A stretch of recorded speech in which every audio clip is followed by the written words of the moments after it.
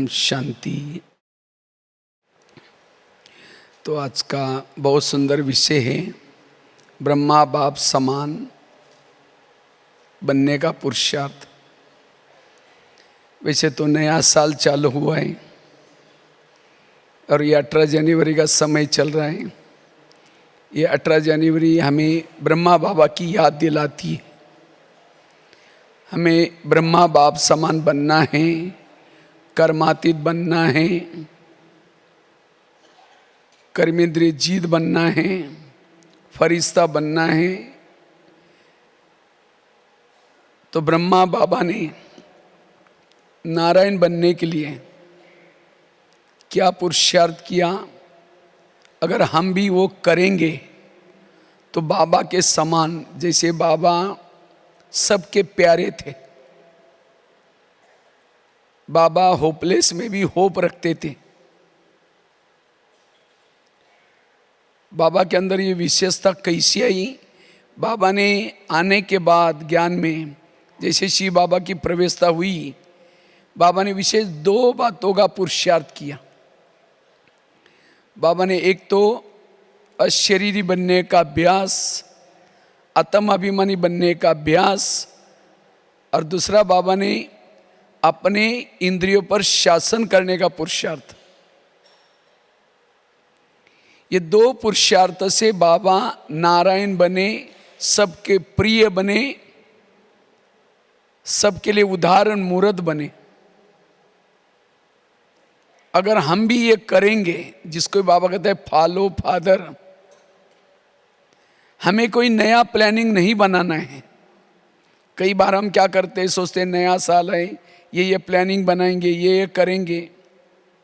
कुछ समय के बाद वो सफल नहीं होते, क्योंकि अगर दुनिया के शास्त्र इकट्ठे करो, ग्रंथ इकट्ठे करो, कितना बड़ा पहाड़ बन जाएगा। लेकिन ये सब किसी लिए करते थे? विकार पर जीत प्राप्त करने के लिए, सुख और शांति के लिए। लेकिन विकार बढ़ते गए, आखिर शिव बाबा को आना पड़ा ब्रह्मा के तन में। और बाबा ने क्या किया? कहा कि बच्चे तुम आत्मा हो।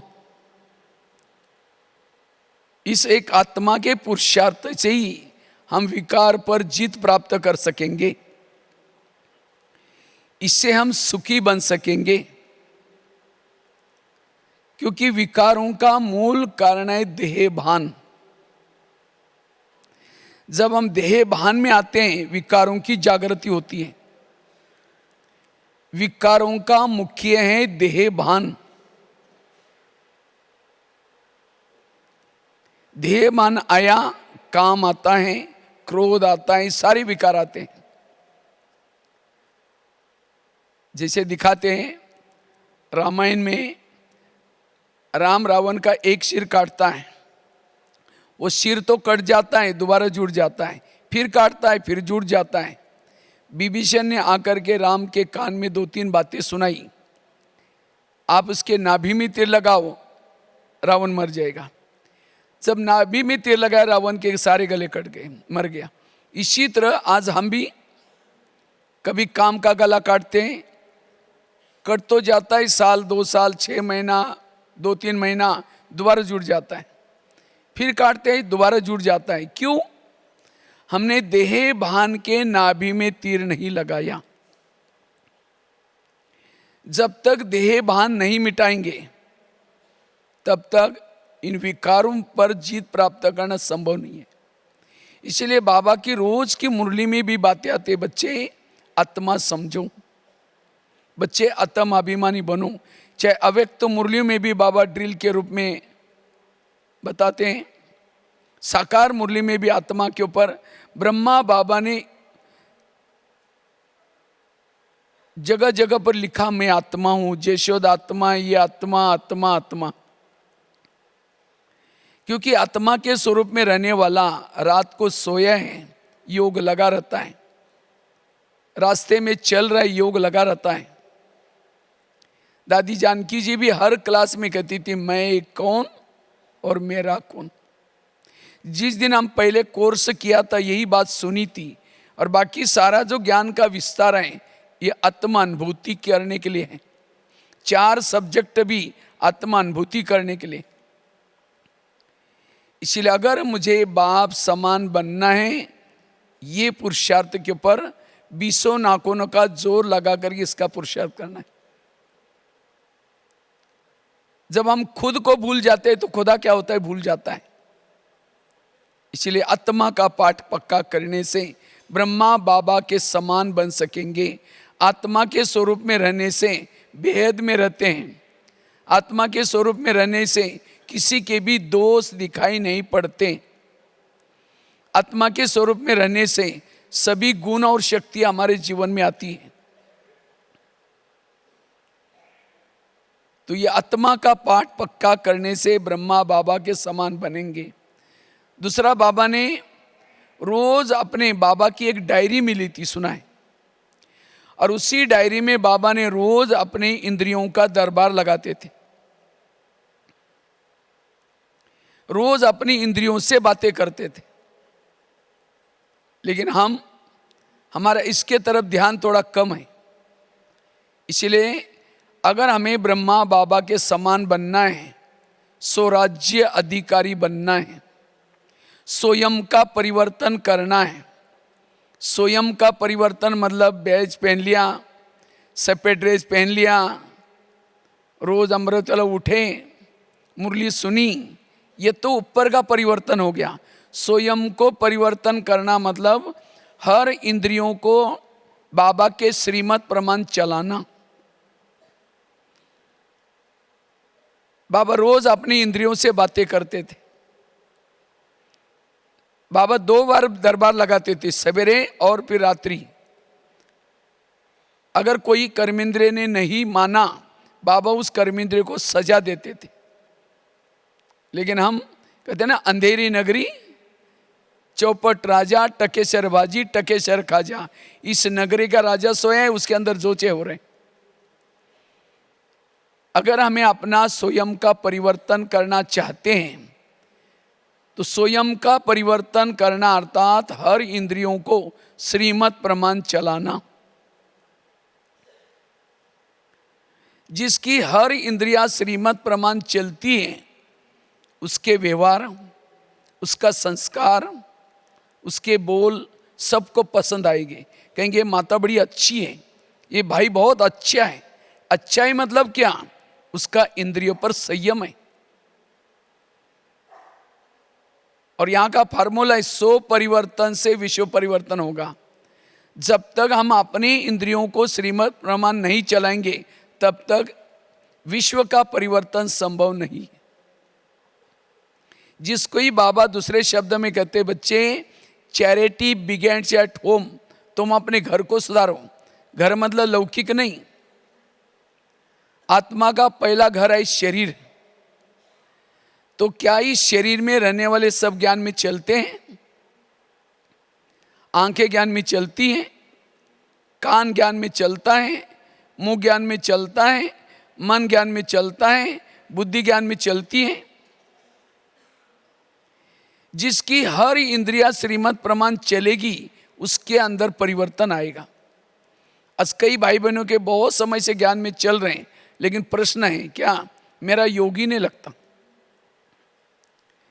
कई कहते मेरे संस्कार ही नहीं बदलते।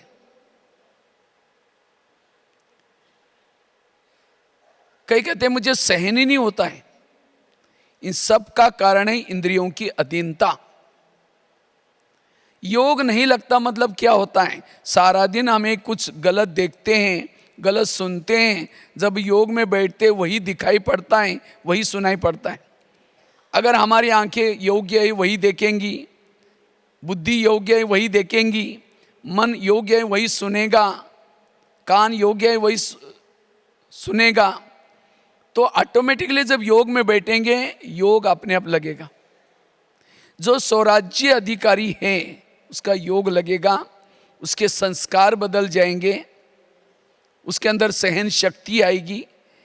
जिसका इंद्रियों पर शासन है उसके इर्द गिर्द में गुण और शक्तियां होती।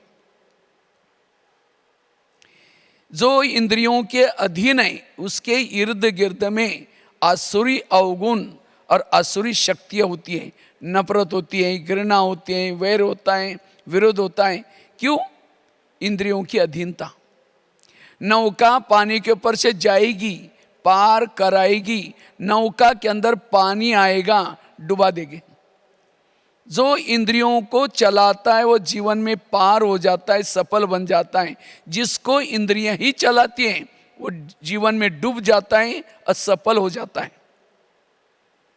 इसलिए ब्रह्मा बाबा ने पहले अपने आप को शक्तिशाली बनाने के लिए अपनी इंद्रियों का सहयोग लिया। सारे शास्त्रों का सार, सारे गीता का सार, सारे भक्ति का सार, हे अर्जुन तुम अपने घोड़े के लगाम अपने हाथ में रखो। सारे मुरलियों का सार भी इंद्रियोजित बनो।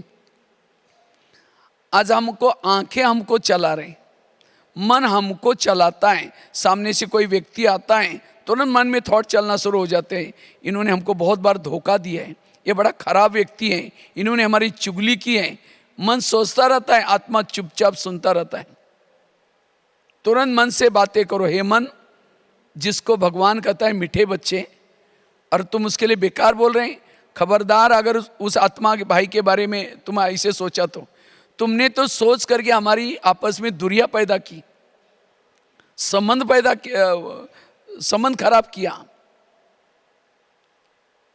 इसलिए हर इंद्रियों पर, जैसे आजकल के मम्मी पापा इतना बिजी हो जाते हैं, बच्चा कहाँ जाता है, सारा दिन क्या क्या देखता है, क्या क्या सुनता है, किसके संग में जाता है, उनको देखने का पूछने का टाइम ही नहीं होता। और जब बच्चा गलत काम करता है उनकी आंखें खुल जाती है, बच्चे ने ऐसा गलत काम कैसे किया। अगर रोज वो बच्चे की चेकिंग की जाती, बेटा तुमने क्या क्या देखा, किसके साथ में आज घूमे थे, तो बच्चा गलत काम करता ही नहीं। इसी तरह आज हम इतना अपने आप को व्यस्त कर दिया, हमारी आंखें सारा दिन क्या देखती हैं, हमारा मन सारा दिन क्या क्या सोचता है, कानों ने आज क्या क्या सुना, मुख ने क्या क्या बोला, उसको देखने का पूछने का हमको टाइम ही नहीं है। और कई दिनों तक मन व्यर्थ सोचता है, आंखें गलत देखती हैं, तब अचानक काम क्रोध के संस्कार आ जाते हैं। फिर हम सोचते हैं कि ये क्या हो गया, अचानक नहीं होता है। इसलिए रोज हमें अपना दरबार लगाना, और कोई कर्मेंद्रिया नहीं सुनती उसको सजा देना। कई कहते हैं आप सतयुग आएगा कब, सतयुग कब आएगा। बाबा ने तो कहा था कि संगम युग केवल 100 साल का ही होता है। 88 साल तो पूरा हो गया, अब 89 भी चालू होने वाला है। कुछ दिखाई तो नहीं पड़ता, कृष्ण जन्म कब लेगा, कई ऐसा इंतजार करते हैं। लेकिन सतयुग का गायन क्या है, एक धर्म, एक राज्य, एक कुल, एक मर्यादा, एक ये। तो क्या हमने अपना सतयुग शरीर में बनाया? शरीर में एक आत्मा का ही शासन है, या कभी कभी माया का भी शासन चलता है? डबल राज्य तो नहीं होगा ना। एक धर्म धारणा है, एक सभी इंद्रियों में एक मत है। जब सतयुग अंदर नहीं बनाया, बाहर सतयुग कैसे आएगा? इसीलिए सतयुग पहले अंदर बनाना, अपने अंदर बनाना। इसलिए ब्रह्मा बाबा के समान अगर बनना है, हमें ब्रह्मा बाबा ने ये जो पुरुषार्थ किया था स्वराज्य अधिकारी का, ये पुरुषार्थ करने की आवश्यकता है। इसी से हम स्वयं को बदल सकेंगे, परिवर्तन कर सकेंगे। क्योंकि इस स्वयं को परिवर्तन करने से विश्व अपने आप बदल जाएगा। ये दुनिया का, यह सैंपल दुनिया है शरीर। जैसे दुनिया में 3 लोग हैं, शरीर में भी 3 लोग हैं, आत्मलोग। दुनिया 5 तत्वों के है, शरीर भी 5 तत्वों का है। दुनिया में 70% पानी है, शरीर में भी 70% पानी है। दुनिया में 950 करोड़ लोग रहते हैं, शरीर में भी 950 करोड़ सेल्स है, जीवाणु है। और जिन्होंने इसके ऊपर राज्य किया, वो सभी प्रकृति के ऊपर राज्य कर सकता है, औरों का प्रिय बन सकता है। इसलिए स्वराज्य अधिकारी, आज की मुरली में भी बाबा ने कहा, ये पढ़ाई है राजाई बनने के लिए, राजाई के लिए है। तो राजाई कौन कौन बनेंगे? किसको किसको राजा बनना, हाथ खड़ा करो। सब महाराष्ट्र वाले बैठे ना, अच्छा सबको बनना है, बहुत अच्छा। लेकिन राजा कौन बन सकता है? जिन्होंने इंद्रियों पर शासन किया वो राजा बन सकता है।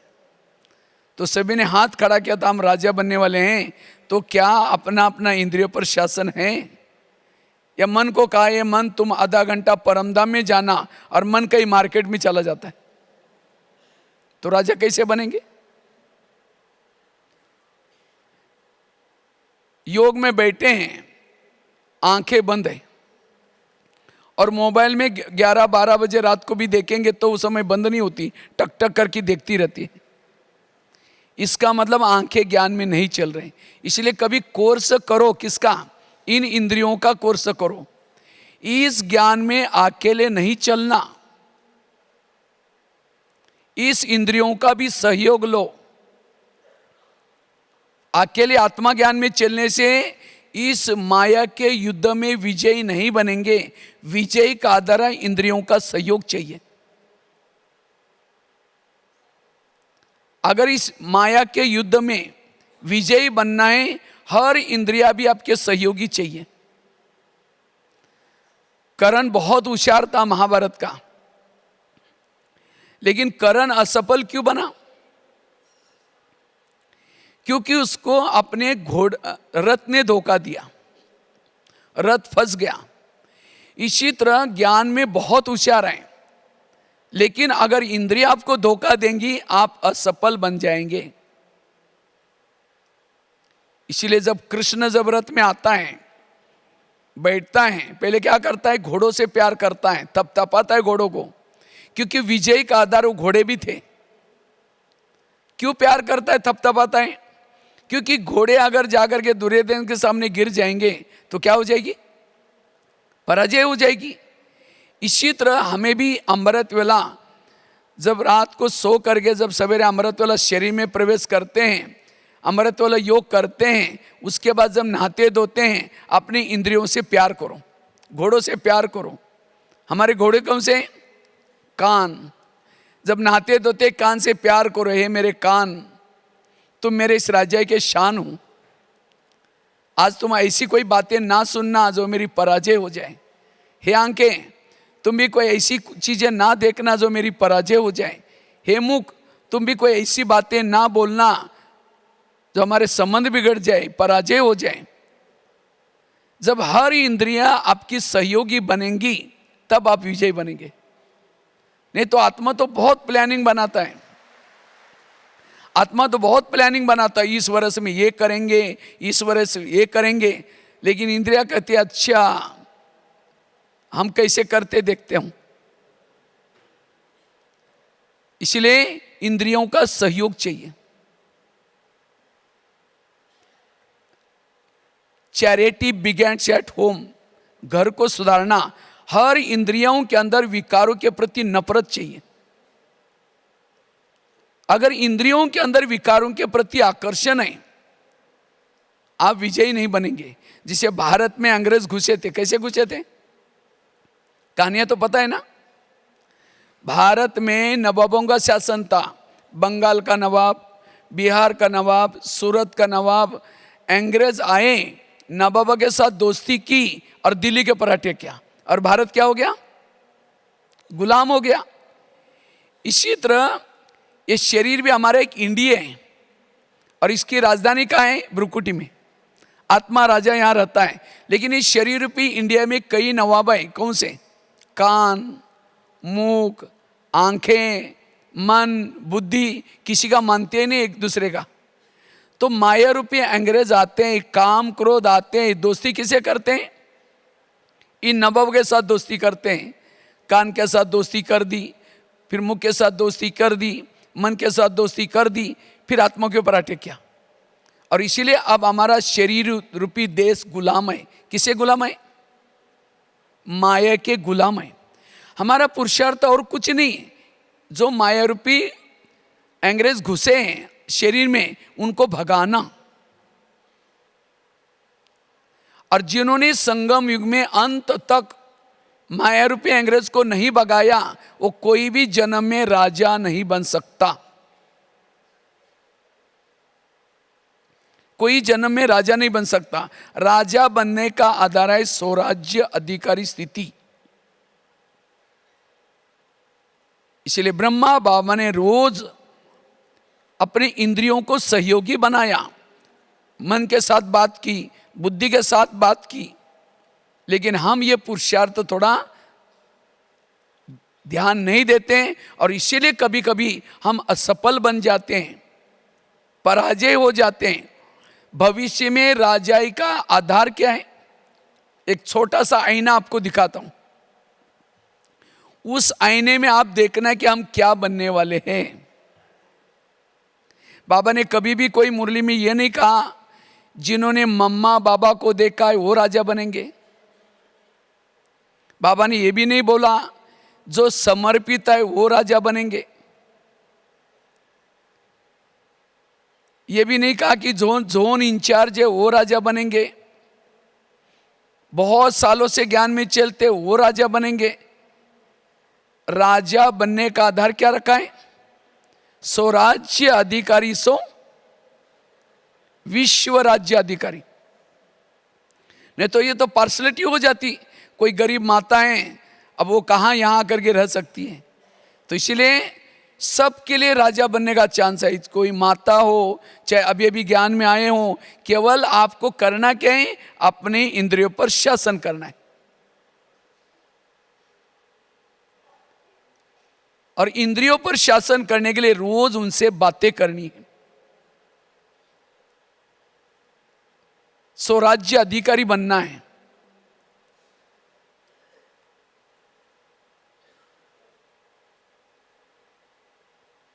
जैसे भारत में अंग्रेज आए थे, उनको भगाए कैसे? भारत की जनता को जागृत किया। पहले कहानी आती थी ना, वो जालियनवाला बाग, नमक का सत्याग्रह, दांडी यात्रा निकाली। ये सब किसी लिए किया था? जो अंग्रेज घुसे थे उनको भगाने के लिए। कुछ नारे बनाए, वंदे मातरम। कहते हैं अंग्रेज लोग वंदे मातरम बोलने नहीं देते थे, उनको तो हिंदी नहीं आती थी। उनको लगता है वंदे मातरम मतलब हमको बोल रहे बांधो और मारो। वंदे मातरम बोलने नहीं देते थे। नारे बनाए अंग्रेजों, go back Simon, go back. मुझे लगता है तब से भारत में अखबार चालू किया। अखबार नहीं चलते थे पहले। अखबार के माध्यम से कहाँ क्या हो रहे हैं इसकी खबर जाना शुरू किया। उसके बाद मुझे लगता है पहला पेपर पुणे में केसरी चालू किया था लोकमान्य तिलक ने। गणपति का त्योहार तब से चालू किया, वो भी पुणे से चालू किया था। गणपति के बहाने लोग इकट्ठे होंगे, ये सब स्वतंत्र बनाने के लिए। और तब जाकर के जनता जागृत हुई, जनता ने नारा लगाया अंग्रेज गो बैक, और तब जाकर के अंग्रेज लोग चले गए। इसी तरह हमारे शरीर रूपी इंडिया में इस विकार रूपी अंग्रेज घुसे हैं, काम क्रोध घुसा है, उसको हमें भगाना है। तो हमें अपनी जनता को जागृत करना है। हमारी जनता कौन है? ये कान, मुंह, आंखें, मन, बुद्धि। इसीलिए बाबा रोज दरबार लगा करके उन जनताओं को अपने सहयोगी बनाया। और तब जाकर के बाबा के अंदर जो कितने सारे बाबा के गुण सबके प्रिय बने। ब्रह्मा बाबा, शिव बाबा जैसे बने, क्योंकि बाबा ने ये गुप्त पुरुषार्थ किया। तो इसलिए हमें भी बाबा के समान बनना है। तो इस पुरुषार्थ को अंडरलाइन करना है। जैसे बाबा ने आत्मा का पाठ पक्का किया और स्वराज्य अधिकारी बनने का पुरुषार्थ किया, तो इसी तरह ये पुरुषार्थ हमें भी करना है। हम बाप समान बन सकते हैं। नहीं तो कहते हैं ना, अंधा पीस रहे हैं और कुत्ता बैठ करके खा रहे हैं। हम योग लगाते हैं, अमृत वाला करते हैं, मुरली सुनते हैं, और सारा दिन आंखें गलत देखती हैं, कान गलत सुनता है, मन गलत सोचता है। जितना कमाए खत्म, जमा कुछ भी नहीं। जैसे प्रधानमंत्री दिल्ली में शांति में कब बैठेंगे? जब उसके पार्टी के सारे लोग अपनी ड्यूटी एक्यूरेट करते। एक ने थोड़ा कुछ कहा, कितना हलचल बन जाते हैं। इसी तरह आत्मा भ्रुकुटी में शांति में तब बैठती है जब हर इंद्रिया अपनी ड्यूटी एक्यूरेट करते हैं, कान ने गलत सुन लिया, आत्मा की नींद फिट गई, आंखों ने कुछ गलत देख लिया, आत्मा की नींद फिट गई, दुख और अशांति हो गई। इसलिए हमें एक एक इंद्रियों को सहयोगी बनाना, ये स्वराज्य अधिकारी का पुरुषार्थ। स्वराज्य अधिकारी सो विश्व राज्य अधिकारी। कोई ज्ञान में चलता है तो चेक करो में हम क्या बनने वाले हैं। कोई ज्ञान में चलता है, धन से सेवा नहीं करता, ज्ञान भी दूसरों को नहीं सुनाता, इंद्रियों के भी अधीन है, लेकिन तो भी रोज ज्ञान योग कर रहे हैं, वो क्या बनता है? क्या बनेगा? दास दासी। दास दासी वो बनते जो उदास रहते हैं। और उदास कौन रहता है? भगवान पढ़ा रहे हैं, सतयुग में जा रहे, देवी देवता बन रहे, तो भी चेहरे में इतनी खुशी नहीं है। क्यों? इंद्रियों के अधीन है। अधीन वाला कभी अधिकारी नहीं बन सकता, अधीन वाला कभी खुश नहीं रह सकता। उसको पता है मैं हार गया हूं, हारा हुआ कभी खुश नहीं रह सकता। जो किसी का श्रृंगार नहीं करते ज्ञान योग से, वो भविष्य में श्रृंगार करने वाली बनेंगी। श्रृंगार कौन कराती है? दासियां क्या कराती हैं? श्रृंगार। और सतयुग में जब शादी होती है तो शादी में क्या दहेज में देते? दासियां 500-400 दासियां दहेज में देती। और वो दासियां क्या करते? श्रृंगार। क्योंकि संगम युग में हमने श्रृंगार नहीं किया था। बाबा का कितना भी परसों भी मुरली में था, सूखे बादल नहीं बनो, बरसने वाले बादल बनो, सेवा करो। कितनी बाबा उमंग देता है। ये केवल महारथियों को नहीं, लेकिन आप सब के लिए। तो इसलिए अगर राजा बनना है, श्रृंगार करना है। कोई ज्ञान में चलता है, धन से सेवा करता है, ज्ञान भी दूसरों को सुनाता है, लेकिन वो इंद्रियों के अधीन है, वो क्या बनता है? साहूकार बनता है। साहूकार क्यों बना? क्योंकि धन से सेवा की, ज्ञान दूसरों को सुनाया, अनेक गुना होकर मिला, इसलिए साहूकार बना। कोई ज्ञान में चलता है, धन से सेवा नहीं करता, ज्ञान भी दूसरों को नहीं सुनाता, लेकिन इतना गुप्त पुरुषार्थ कर रहे हैं, इंद्रियों पर शासन है उसका, तो वो क्या बनेगा? क्या बनेगा? राजा। लेकिन कैसा राजा? कंगाल राजा। कंगाल शब्द नहीं होगा, लेकिन है राजा, लेकिन उसके पास कुछ भी नहीं है। नाम का राजा, काम का राजा नहीं है। और कोई ज्ञान में चलता है, धन से सेवा करता है, ज्ञान दूसरों को सुनाता है, इंद्रियों पर शासन है, वो है संपन्न राजा। तो चेक करो आपकी खुद की गाड़ी कौन से ट्रैक पर चल रहे। आप दास दासी के लाइन में हो, दासी के लाइन में हो, साहूकार के लाइन में हो, कंगाल राजे के लाइन में हो, या संपन्न राजा। अभी भी ट्रैक को बदल सकते हैं, अभी भी चांस है। इसलिए राजा बनने का पुरुषार्थ है। यहां बाबा पढ़ाई राजा बनाने के लिए पढ़ाता है, दास दासियों को नहीं। वो ऑटोमेटिकली जो नहीं करते, अपने आप दासिया साहूकार वो अपने आप चढ़ जाते हैं। लेकिन हमें लक्ष्य रखना है, और राजा बनने का आधार है ये स्वराज्य अधिकारी की स्थिति। स्वराज्य अधिकारी बनना, और ये ब्रह्मा बाबा के समान अगर हमें बनना है, ये जैसे बाबा ने पुरुषार्थ किया, हमें भी यही पुरुषार्थ करना है। इससे हम विकार जित बन सकेंगे। जैसे पहले जमाने में राजा एक किले में रहते थे, और किले के कई दरवाजे रहते थे। कोई भी अंदर आता था, उसकी चेकिंग होती थी, कहाँ जा रहे हैं, क्यों जा रहे हैं, किसी लिए जा रहे हैं, चेकिंग होती थी। इसी तरह शरीर में हमारा एक फोर्ट है, किला है, और इस किले के कई दरवाजे हैं, कान, आंखें, मुख, मन, बुद्धि। लेकिन इस दरवाजे में कोई भी रोकने टोकने वाला नहीं है। इसलिए आत्मा की हालत गंभीर है। योग्य है वही सुनना, योग्य है वही बोलना, योग्य है वही सोचना, यह है स्वराज्य अधिकारी स्थिति। और संगम युग का जो स्वराज्य अधिकारी है वो सुखी है, वो निर्विघ्न है। अगर आपके जीवन में कोई विघ्न है, विघन कहीं बाहर से नहीं आता, विघन 4 प्रकार के होते हैं। एक होता है जिन लोगों के बीच में रहते हैं उन लोगों के तरफ से आने वाले विघन, वो आपको तंग करेंगे, परेशान करेंगे, चुगली लगाएंगे, इधर की बातें उधर करेंगे, आपको संकल्प चलाने के निमित्त बनेंगे, वो भी एक विघन है। दूसरा विघन है पुराने संस्कारों के तरफ से विघन। कभी कभी लोग हमको कुछ नहीं बोलते लेकिन हमारे खुद के संस्कार जागृत हो जाते, इसे इंद्रियों के अधीन हो जाते हैं, समय वेस्ट हो जाता है। तीसरा विघन है प्रकृति का विघन, कभी गर्मी बढ़ेगी, सर्दी बढ़ेगी, कोई बीमारी आएगी। चौथा विघन है इंद्रियों के तरफ से आने वाला विघन, और इन चारों में से सबसे खतरनाक है इंद्रियों का विघन। अगर लोग आपको कितना भी तंग करते हैं, कुछ भी बोलते हैं, लेकिन आपकी इंद्रियां अंदर उसको लेते ही नहीं, तो भी आप निर्विघन रह सकते हैं। विकारों के कितने भी संकल्प विकल्प चलें, लेकिन इंद्रियां उसको सहयोग नहीं देंगी तो भी निर्विघन बन सकेंगी। प्रकृति कितना भी आपको सर्दी गर्मी होगी, लेकिन अगर इंद्रियां उसको फील नहीं करेगी तब भी निर्विघन रह सकते हैं।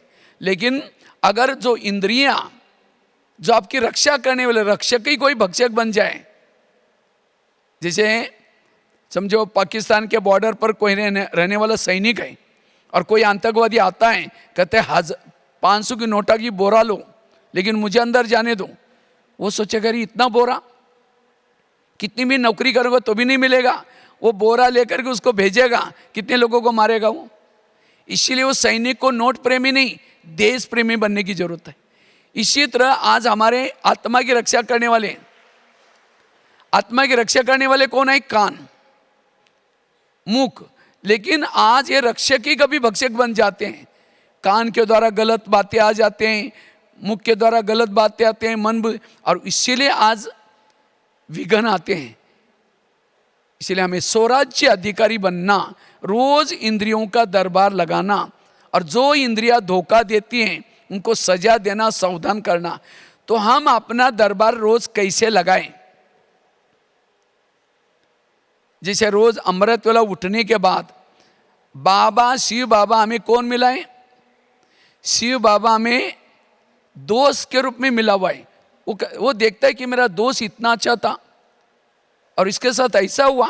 वो कहता है कोई बात नहीं, मैं तुम्हारी राजाई तुमको वापस दूंगा, लेकिन तुम मेरे पास आना अमृत वेला, मैं तुम्हें ताकत दूंगा और साथ में उस दुश्मन के ऊपर जीत प्राप्त करने के लिए युक्तियां भी सुनाऊंगा। तुम अमृत वेला आओ मेरे पास। तो अमृत वेला में बाबा के पास जाना है, दोस्त के पास जाना है और उसे पावर लेना है, शक्तियां लेनी है। और जब शरीर में आते हैं, ये शरीर हमारा एक राजा ही है, ऑफिस है, देश है, उसके अंदर प्रवेश करो और उसके बाद सभी इंद्रियों से पहले गुड मॉर्निंग बोलो और उसके बाद इंद्रियों से बातें करो। कैसे बातें करो? सबसे पहले बात करो कान से। हे मेरे कान, तुम मेरे इस राज्य के शान हो। अगर तुम ना होते मैं ईश्वरीय महावाक्य कैसे सुनता? इसलिए हे कान, तुम्हारा बहुत बहुत धन्यवाद और मेरा तुम्हारे पर विश्वास है, इसीलिए मैंने तुमको बॉर्डर पर रखा है। कान का है? बॉर्डर पर है, लेकिन मैंने तुमको विश्वास के साथ रखा है, बॉर्डर पर रखा है। तुम मेरा खाते हो, मेरे राज्य में रहते हो, लेकिन आजकल तुम मुझे धोखा दे रहे। मुझे तो पता नहीं था। आज अमृत वेला मैं अपने दोस्त के पास गया था, शिव बाबा के पास गया था। शिव बाबा ने तुम्हारे लिए कुछ इशारा दिया है और शिव बाबा मेरा हितैषी है, वो ऐसा वैसा इशारा नहीं देगा। हे कान, तुम मेरा खाते हो, क्योंकि आत्मा, कान जिंदा क्यों है? आत्मा ने कमाया हुआ खून सप्लाई होता है कान को, वो खाता है आत्मा का, और धोखा किसको दे रहे हैं? आत्मा को। इसीलिए हे कान, आज तक जो हुआ कोई बात नहीं, लेकिन आज रात को सोने से पहले मैं फिर चेकिंग करूंगा, दरबार लगाऊंगा। अगर उस दरबार में तुमने कुछ गलत सुना है, विरत सुना है, श्रीमत के अलावा कुछ सुना है, मैं तुमको सजा दूंगा। और ये भी नहीं समझना मुझे कुछ पता ही नहीं चलता। आजकल इस शरीर रूपी किले के चारों तरफ से मैंने शीशी कैमरे लगाए। आजकल जमाना है ना, तो हमारा शीशी कैमरा कौन सा? थर्ड आई, तीसरा नेत्र एक्टिव है, रॉन्ग क्या है, राइट क्या है, श्रीमत क्या है, सब पता है हमको। अगर तुमने कुछ गलत सुना मैं तुमको सजा दूंगा। आगे चलो, मुख के पास, हे मुख तुम भी मेरे इस राज्य के शान हो। अगर तुम ना होते मैं ईश्वरीय महावाक्य दूसरों को सुना करके दुआएं कैसे लेता। तुम्हारे कारण मैं बहुत दुआएं प्राप्त करता हूं, लेकिन कभी कभी तुम किसी का इंसल्ट करते हो, अपमान वाले शब्द बोलते हो, जिसे मेरा आत्मा भाई मेरे से रूठ जाता है, हमारी दूरियां पैदा होती हैं। क्या मैंने तुमको दरबार में इसीलिए रखा है?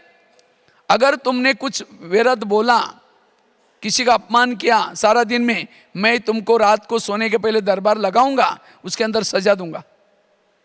आगे चलो, आंखों के पास, हे आंखें मुझे 84 जन्म में बहुत सारी आंखें मिली, लेकिन तुम्हारे जैसी भाग्यशाली आंखें कोई जन्म में मुझे नहीं मिली, क्योंकि तुम्हारे द्वारा मैंने सत्यम शिवम सुंदरम को देखा है।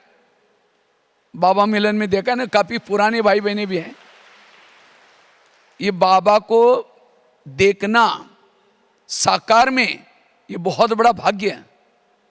जिसको दुनिया की आंखें तरस रहे, युगों से तरस रहे, साक्षात्कार करने के लिए तरस रहे, और तुमने उस प्रभु को साक्षात देखा हुआ है, घंटों तक देखा हुआ है, और एक बार दो बार नहीं 10 बार देखा हुआ है, खाते हुए देखा हुआ है, चलते हुए देखा हुआ है,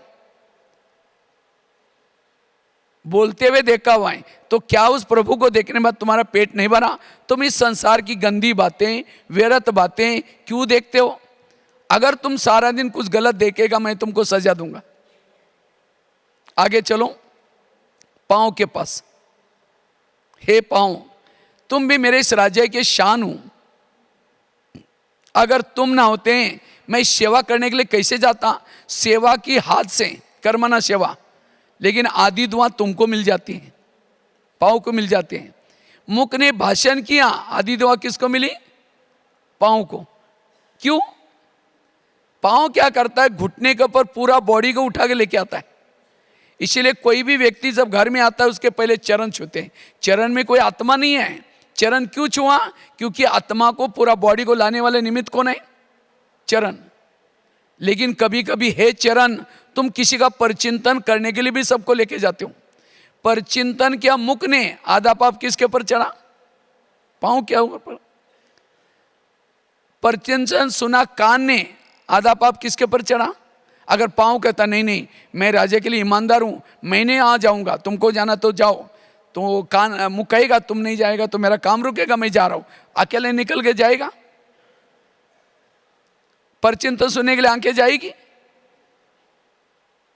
सभी इंद्रियां आत्मा के विपरीत होती हैं, और तब जाकर के आत्मा धोखा खाता है।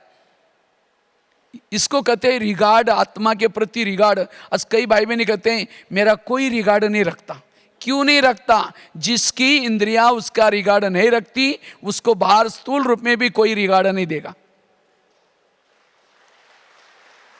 आज कई माता कहते हैं मेरे बच्चे मानते नहीं है, पति मानता ही नहीं। क्यों नहीं मानता? क्या उसकी इंद्रियां मानती है? आंखें मानती है, मन मानता है। जब ये नहीं मानेंगे कौन? बच्चे भी नहीं मानेंगे, पति भी नहीं मानेगा, कोई नहीं मानेगा। इसलिए इसको ठीक करो, सब ठीक हो जाएगा। प्रॉब्लम यहां है। और ब्रह्मा बाबा ने ये गुप्त पुरुषार्थ किया। बाबा रोज डायरी में लिखते थे, धोखा, जिसने धोखा दिया उसको सजा देते थे।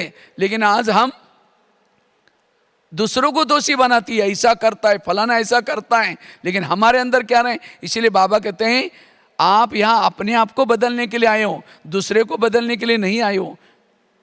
इसलिए स्वयं को बदलो। ये समय दूसरों को देखने का नहीं है, ये समय है अपने आप को बदलने का।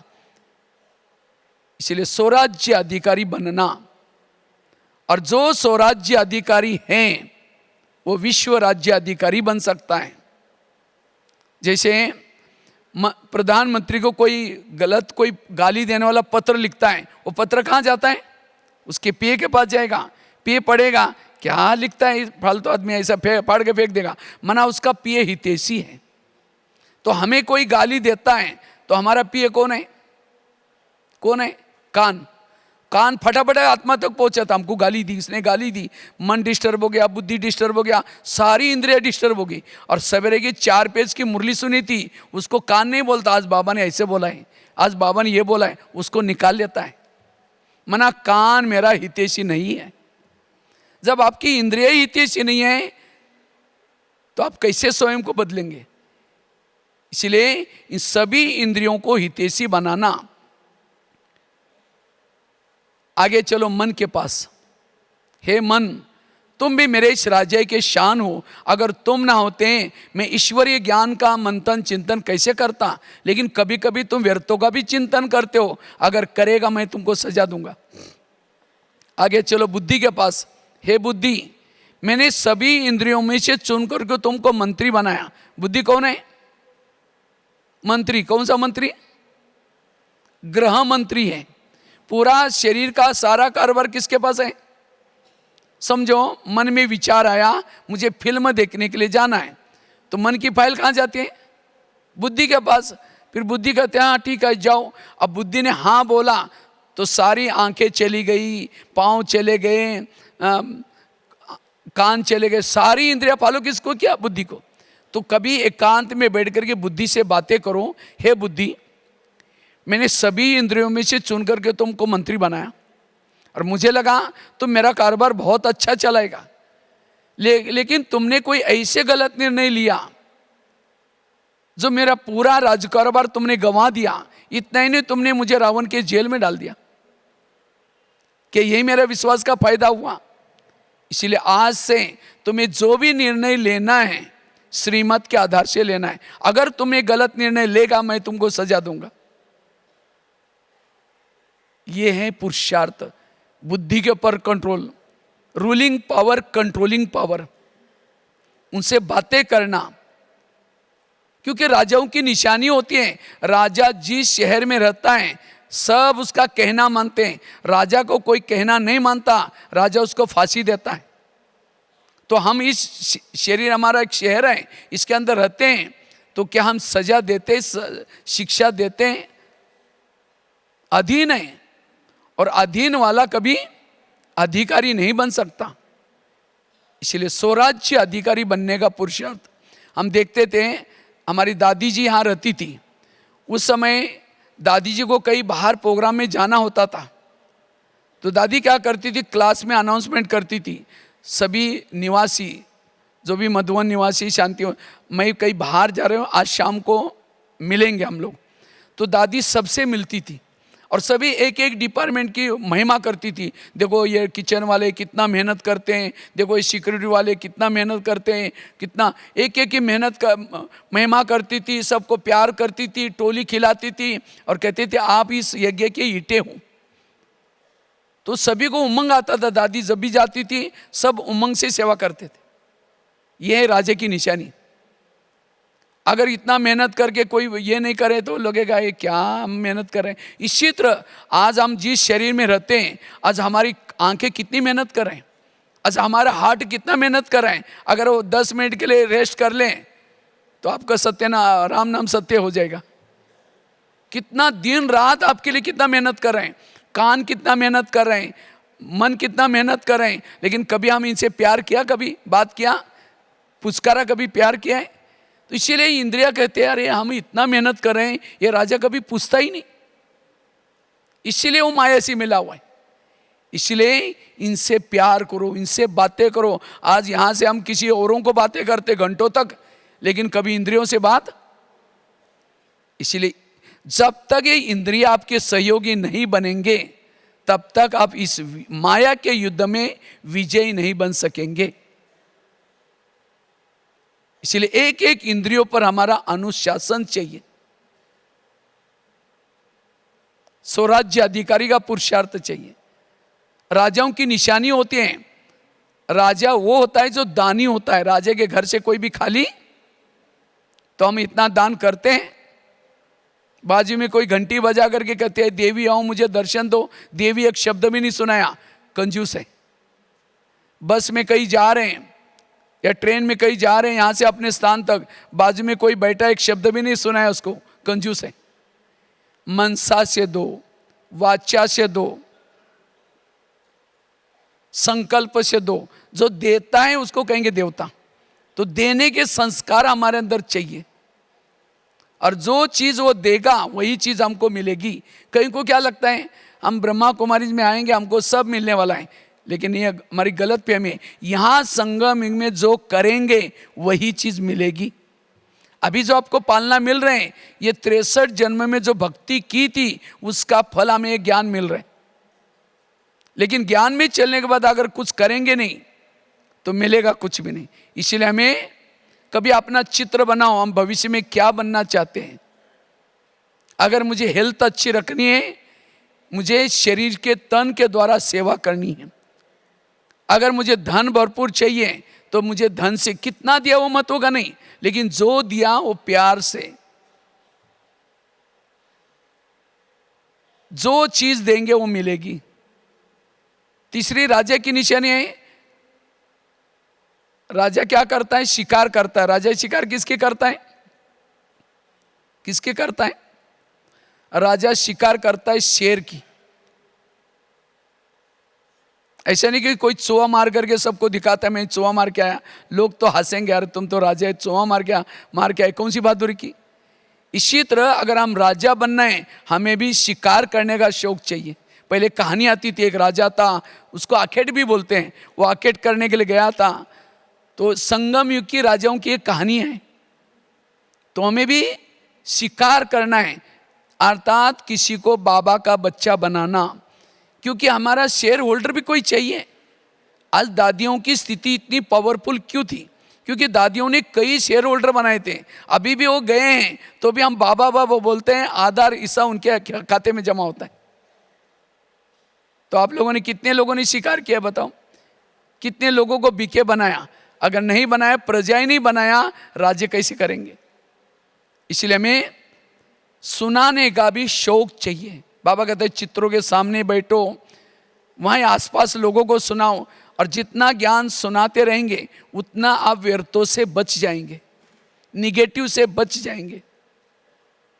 लेकिन याद रखना, शिकार बड़ी सावधानी से की जाती है। नहीं तो कई बार अखबार में आता है कोई शिकार करने के लिए गया था और शेर ने उसको फाड़ के रख दिया। अब किसी को ज्ञान सुनाने के लिए जाएंगे, आजकल हम ब्रह्मा कुमारी में जाते हैं, बड़ा अच्छा ज्ञान है, अभी चलो ना, ये कलयुग खत्म होने वाला है, सतयुग आने वाला है। कहेंगे अच्छा अभी फंस गए क्या? वहाँ बाहर का खाना नहीं खाते हैं, ब्रह्मचर्य का पालन करते हैं, सफ़ेद ड्रेस पहनते हैं, ये कोई लाइफ है क्या? इसीलिए दुनिया में अरे खाओ पियो, किसने भरमाया? ओम शांति, खुद ही आना बंद कर दिया। गए थे शिकार करने के लिए लेकिन खुद ही फंस गए। इसीलिए शिकार करने के लिए जब कोई जाता है, तलवार लेके जाता है, ढाल लेके जाता है, कई अस्त्र शस्त्र लेके जाता है। तो बाबा ने हमें शिकार करने के लिए कितने अस्त्र शस्त्र दिए। ड्रामा की ढाल लेके जाओ, ज्ञान की तलवार। अगर कोई नहीं सुन रहे हैं, ढाल को सामने लगाओ, ये हमारे कुल का नहीं, ब्राह्मण कुल का नहीं, देवता कुल का नहीं, अपने आप को बचा के लेके आओ। नहीं सुनता छोड़ो। इसलिए अच्छा कोई नहीं सुनता कोई बात नहीं, कई कहते हम सुनते ही नहीं। अगर नहीं सुनता, वो ज्ञान आपके खुद के धारणा में नहीं है। अगर आपके अंदर धारणा में है जरूर सुनेंगे। पंडित नहीं बनो, आचार्य बनो, खुद धारण करके वो सुनाओ, सुनेंगे।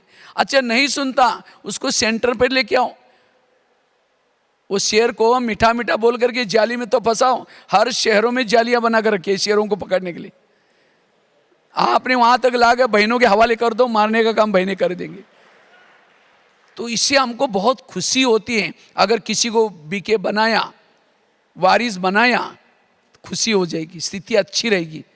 इसलिए हमें राजा बनने के लिए क्या करना है? शिकार करनी है। महीने में एक को बीके जरूर बनाओ, तो साल के कितने हो जाएंगे? 12 बीके हो जाएंगे।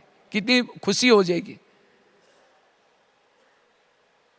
राजा बनने का आधार है, फलों का राजा किसको बोलते हैं? आम को बोलते हैं। वैसा तो बोलना चाहिए नारियल को फलों का राजा, लेकिन आम को बोला क्यों? क्योंकि आम के साथ सबका प्यार ज्यादा होता है। क्या निशानी? आम का सीजन जब आता है मुंह में लेके चूसेंगे, वो निकालते रहेंगे, मुंह में डालते रहेंगे, चूसते रहेंगे। वो खत्म भी हो तो भी गुठली को छोड़ेंगे नहीं। ये आम से प्यार कर रहे हैं। अब सूखा नारियल लेकर चूसो, 32 दांत है वो भी टूटेगा, मिलेगा कुछ नहीं। तो राजा बनने के लिए प्यारे बनो। अगर आप सामने से आ रहे हैं, आपको देख करके कोई रास्ता काटता है, चेहरा देखना पसंद नहीं करते हैं, आप राजा नहीं बन सकेंगे।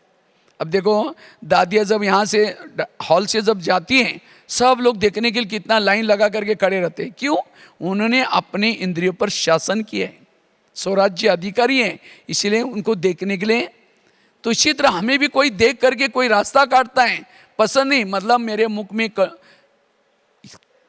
कंट्रोलिंग पावर नहीं है, मेरे वृत्ति में कुछ निगेटिव है, इसलिए मैं सबके प्यारे बनना है। जो सबका प्यारा है वो राजा है। और फलों का राजा आम को क्यों बोलते हैं? आम ऊपर से नरम होता है और अंदर से गुठली सख्त होती है। और नारियल कैसा होता है? ऊपर से सख्त होता है और अंदर से नरम होता है। जो ऊपर से नम्रचित है, निर्माण है, वो राजा है। अभी था ना, निर्माण बनो, निर्मल वाणी, निर्माण, और तब निर्माण कर सकेंगे, तब निर्माण में भी जा सकेंगे। इसलिए हमें नम्रता का संस्कार चाहिए। जो नम्रचित है वो राजा है। अभिमान वाला कभी राजा? आम है अभिमान का प्रतीक, आम है नम्रता का प्रतीक, और नारियल है अभिमान का प्रतीक। जब नारियल को फल लगता है और ऊंचाई पर जाता है, और नारियल को जब फल लगता है तो कहाँ जाता है? ऊंचाई पर जाता है। और आम को फल लगता है तो झुकता है। जिसको ज्ञान में चलने के बाद कुछ विशेषता है, कला आई, जो झुक करके रहता है, निर्माण रहता है, वो है राजा।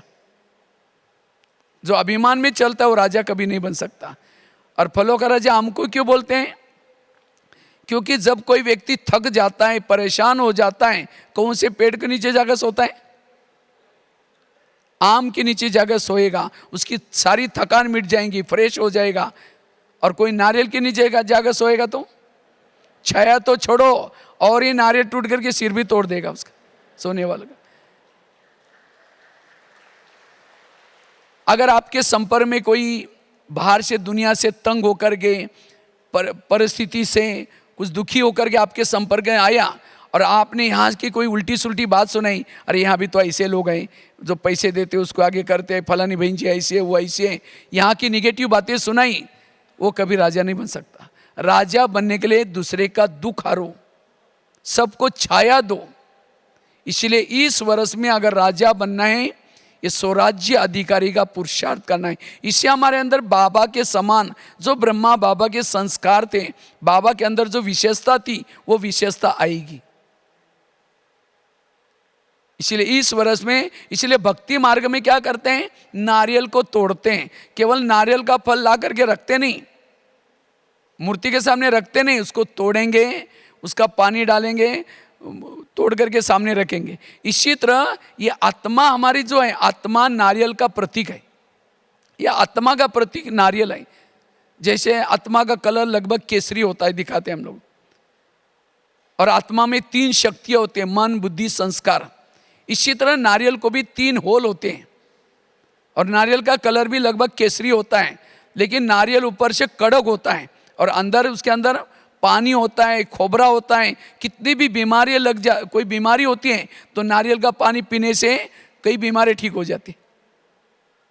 इसी तरह आत्मा के अंदर ओरिजिनल संस्कार शांत स्वरूप, आनंद स्वरूप, शक्ति स्वरूप अच्छे हैं, लेकिन अब हमें उस संस्कार को बाहर निकालना है, जो ओरिजिनल संस्कार को बाहर निकालना है। इसीलिए नारियल को हमने बाबा के सामने रखा हुआ है। किसी ने 10 साल से, किसी ने 20 साल से, लेकिन तोड़ा ही नहीं, बाबा प्रसन्न नहीं होगा। इसलिए इस वर्ष में हमें क्या करना है? अपना नारियल तोड़ना है, अर्थात ओरिजिनल मेरे शांत स्वरूप के, आनंद स्वरूप के संस्कार लाना है। और उसके लिए ये स्वराज्य अधिकारी का पुरुषार्थ। अगर हमें संस्कार को बदलना है, स्वराज्य अधिकारी बनना है, बाबा ने 3 तकत दिए। एक है भ्रुकुटी का तकत, दूसरा है बाबा का दिल तकत, और तीसरा है भविष्य के राजा का तकत। भविष्य का राजा का तकत वो लेगा जिन्होंने बाबा के तकत पर बैठते हैं। बाबा के तकत पर वो बैठते हैं जिसकी हर इंद्रिया वश में है, जो स्वराज्य अधिकारी हैं। जो स्वराज्य अधिकारी हैं वही बाबा को पसंद आए और ऐसी आत्मा भविष्य के राजा बनेंगे। इसीलिए इस वर्ष में हमें जो ये 18 जनवरी में हमें क्या करना है, जैसे बाबा ने ये 2 बातों का पुरुषार्थ किया, इसी तरह में रोज अपना दरबार लगाना और चेक करना कौन सी इंद्रियां मुझे धोखा देती है, और रात को सोने के पहले दरबार लगाना 10 बजे। सबसे पहले कान से पूछो, कान तुम्हारा चार्ट कैसा रहा, तुम्हारा बहुत बहुत धन्यवाद, 7 बजे तुम्हारे द्वारा मुरली सुनी थी, लेकिन 12 बजे कोई माता जी आई थी और तुमने कुछ गलत बातें, सेंटर की बातें, कोई बहनों की बातें सुना रहे थे, तुमने नज़दीक जाकर सुना था, और क्या हुआ, और क्या हुआ। मैंने उस सीसी कैमरे के रिकॉर्डिंग में देखा है। तुम्हारे लिए सजा, सजा मतलब कैंची लेकर के कान को काट करके नहीं फेंको। जैसे वो एक ये था ना, जिन्होंने आंखें निकाल दी थी, सूरदास, वो हमारी सजा नहीं, हमारी सजा अलौकिक है। तो कान को कौन सी सजा दो, दोबारा मुरली सुनो, क्योंकि जिस कान में ज्ञान डाला है, तो भी ज्ञान अगर भरपूर होता तो कान व्यर्थ ना सुनता। तो इसीलिए सजा कौन सी देना, दोबारा मुरली सुनना। आगे चलो मुख के पास, मुख तुम्हारा चार्ट कैसा रहा, समझो कान ने दरवाजा खोला, दुश्मन को अंदर कर दिया, मैं तो 5-6 दरवाजे के अंदर बैठा हूँ आत्मा। तुमने अपनी ड्यूटी ठीक करना चाहिए था, तुमने भी बोला वो बहन जी ऐसे, वो भाई जी ऐसा है, वैसा होता है। इसीलिए तुम्हारे लिए सजा कौन सी, कल के दिन तुम्हारा कारोबार बंद, मुख का मौन, ये है सजा। इसलिए अपने आप को बदलना। ये जैसे हमने भक्ति मार्ग अलग है, भक्ति मार्ग में गए, पूजा की, कथा सुनी, चल पड़े, ये राजाई की पढ़ाई है। और इस राजाई के पढ़ाई में हमारी हर इंद्रिया हमारे वश में चाहिए, और जिसकी इंद्रिया वश में है उसके इर्द गिर्द में गुण और शक्तियां होती हैं।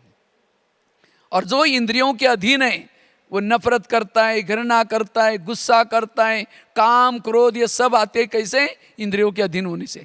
इसलिए स्वराज्य अधिकारी का पुरुषार्थ जैसे बाबा ने किया, हमें भी यही करना है। ये हमारा पहला लेसन है, फर्स्ट लेसन ये है। तो स्वराज्य अधिकारी बनेंगे तो जरूर हम बाप समान बन सकेंगे। यही पुरुषार्थ का लक्ष्य लेके जाना। ओम शांति।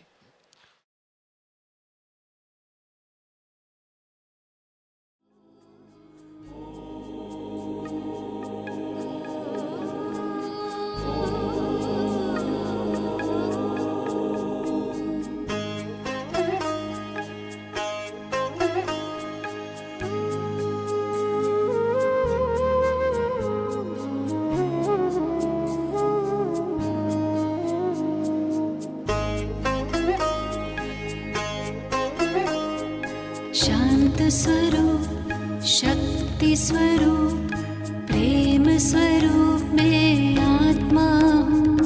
पवित्र स्वरूप, सुख स्वरूप, आनंद रूप मैं आत्मा हूँ, आत्मा हूँ।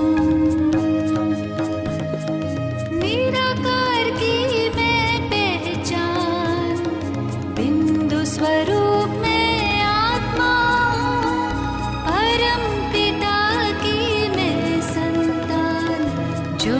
स्वरूप में आत्मा हूँ।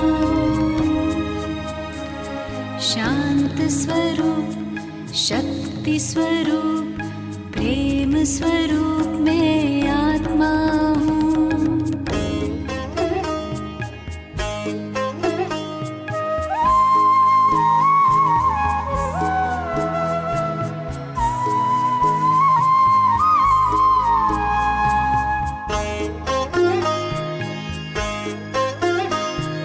दीप में जैसे ज्योति है, सीप में जैसे मोती है, अंबर में जैसे तारे, फूलों में खुशबू होती है, भ्रिकुटी बीच में विराजमान, रूप अनूप में आत्मा,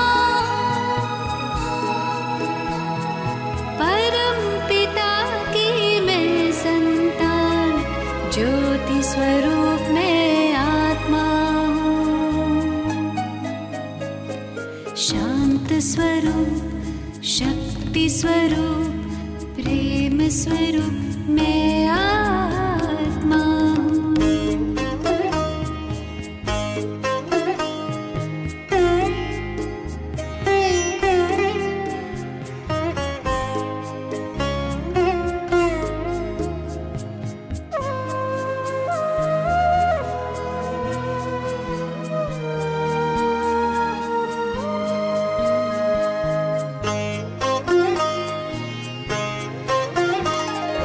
देह नहीं मैं देही हूँ, तन के गृह में गेही हूँ। शिव की प्यारी तन से न्यारी आत्मा सभी की स्नेही हूँ।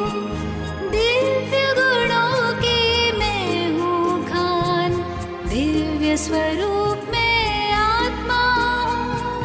परम पिता की मैं संतान, ज्योति स्वरूप में आत्मा हूँ। शांत स्वरूप, शक्ति स्वरूप, प्रेम स्वरूप में आत्मा हूँ।